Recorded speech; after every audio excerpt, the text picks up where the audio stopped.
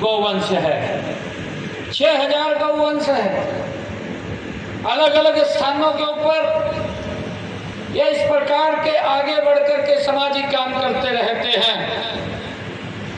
मैं इनको बधाई देना चाहूंगा कि इन्होंने के लिए ग्राम की पंचायत और यहाँ की गौशाला समिति जो मथाना गांव की है, इन दोनों का दिल से धन्यवाद करता हूं कि इन्होंने राजेंद्र गावड़ जी को यहाँ जमीन उपलब्ध कराई है।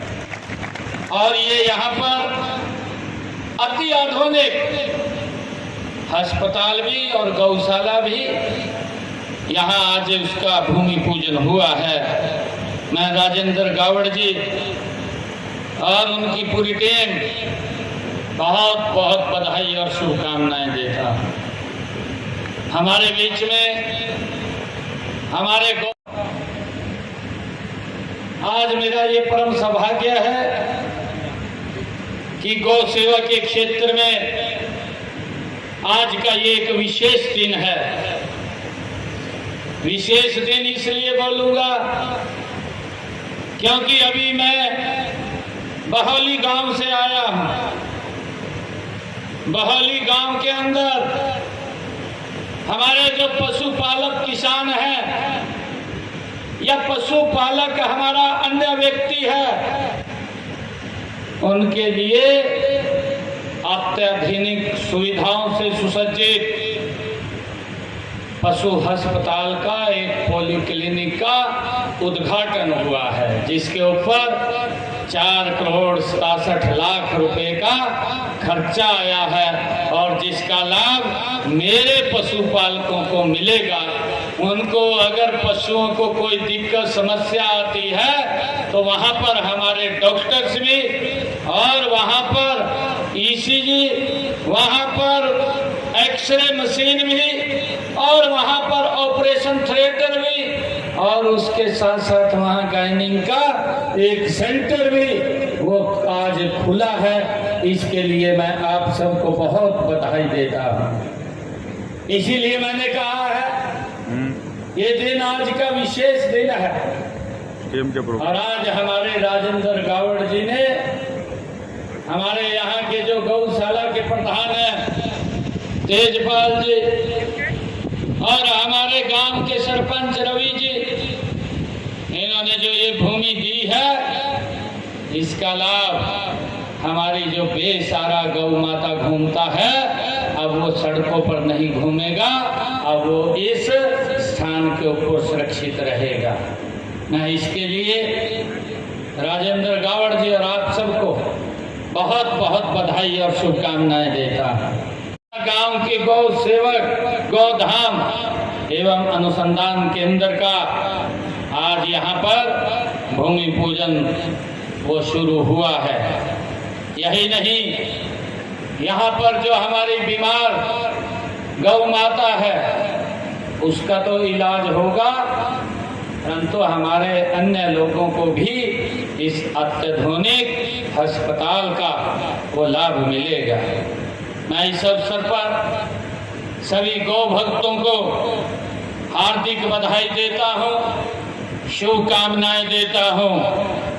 इस निर्माण कार्य में बढ़ चढ़ करके योगदान करने वाले हमारे राजेंद्र गावड़ जी, मैं उनकी बुरी बुरी प्रशंसा करता हूँ, सराहना करता हूँ। यह गौशाला लाडवा क्षेत्र में और इसके आसपास के क्षेत्र में विकास की ये एक मिसाल बनेगी। मुझे ये खुशी है। मुझे ये भी खुशी है कि इस गौशाला में आप जानते हैं कि आमतौर पर जो गौशालाओं में गाय लाई जाती हैं या तो वो बेसहारा होती हैं अथवा कुपोषण और अन्य कारणों से बीमारी की शिकार होती हैं। इसलिए उनका इलाज समय पे करना ये बहुत जरूरी है। मुझे खुशी है कि यहीं पर इनका इलाज भी होगा और इसी स्थान के ऊपर एक अत्याधुनिक अस्पताल भी वो खोला जाएगा। इसमें भी टेस्ट की सुविधा होगी, एक्सरे की सुविधा होगी, आईसीयू की सुविधा होगी।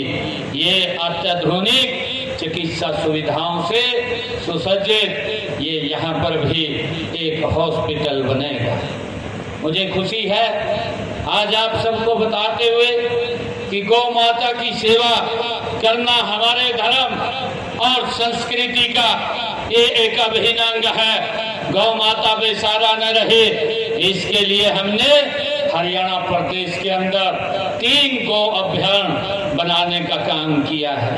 इनमें से एक गांव नैन जो जिला पानीपत में है, और दूसरा गांव डोंडर जो जिला हिसार में है, और तीसरा पंचकुला में बनाया गया है।